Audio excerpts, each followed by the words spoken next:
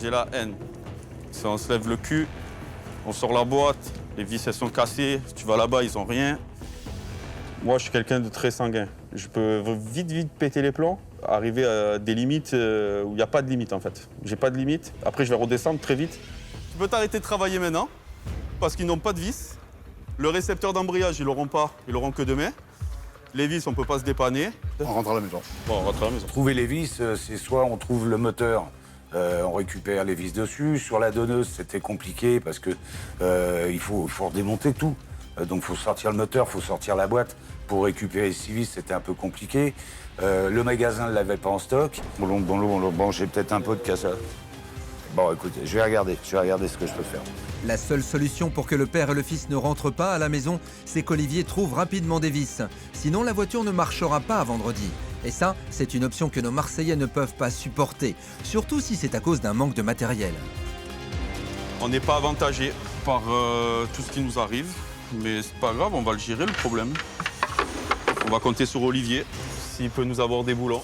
Ouais, c'est chaud, surtout de voir que ils sont un petit peu démoralisés par le manque de pièces, mais je suis sûr que s'ils cherchent un petit peu, ils vont trouver. Il y a des vis partout et si on peut les aider, on va les aider. Ça fait bizarre de dire ça, mais si on peut les aider, on va les aider. Je crois que les Marseillais sont énervés. Et eux, ils vont au magasin, disque et plaquettes. Oui, bien sûr, c'est dispo, je vous sers ça dessus. Je paye même pas la facture. Est-ce que vous voulez une entrecôte, Seigneur? N'oublie jamais une chose, Marseillais. C'est toi qui as tiré les clés au sort en premier. Bah oui, mais c'est pas grave, on va la finir. Et il voulait essayer de faire un peu d'humour pour se détendre sur le coup aussi, même s'il l'avait un peu mal parce que, voilà, des vis, quoi. Mais bon, j'ai une grosse stress. Parce qu'on a quand même sorti 2 moteurs. Ce démarrage, c'est quitte ou double. Si le moteur ne démarre pas, ça va être compliqué de présenter une voiture au jury. Arrête. Vous avez mis de l'huile dedans? Olivier entend le bruit du moteur, il vient tout de suite couper les mecs et il nous fait penser à ça. Ouais, il en manque un peu. Putain, il fait un sale bruit, non? Un moteur sans huile, c'est la casse assurée. Ce premier coup de clé n'est pas rassurant. Pour moi, il faut pas que ça claque un peu fort. Hein. Ouais, il a la moitié, là. Je fais quoi, je réessaye? Vas-y, réessaye. Ah, attends. Le voyant d'huile, il s'allume? Le voyant d'huile, ouais, il est allumé.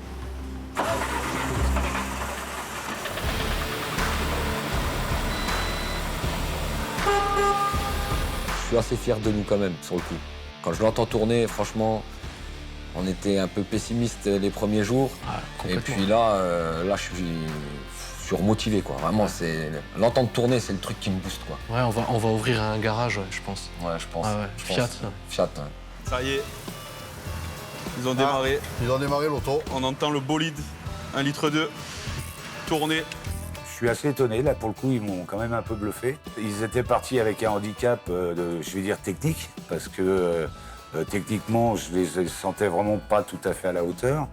Et petit à petit, ils sont entrés dans le jeu et ils ont vraiment récupéré leur retard. Il y en a qui ont eu chaud, là. Il y en a qui ont eu chaud, hein.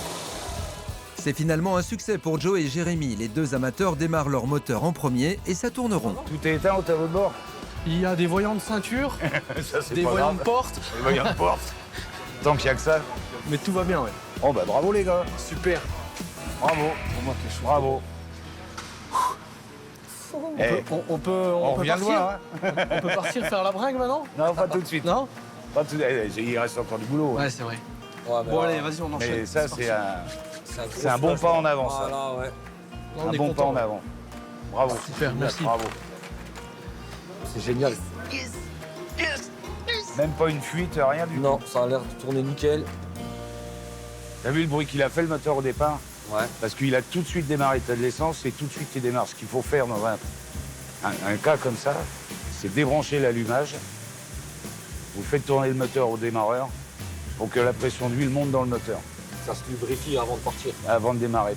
Non mais c'est bien, bravo. Bravo. Merci Olivier, on est bien content.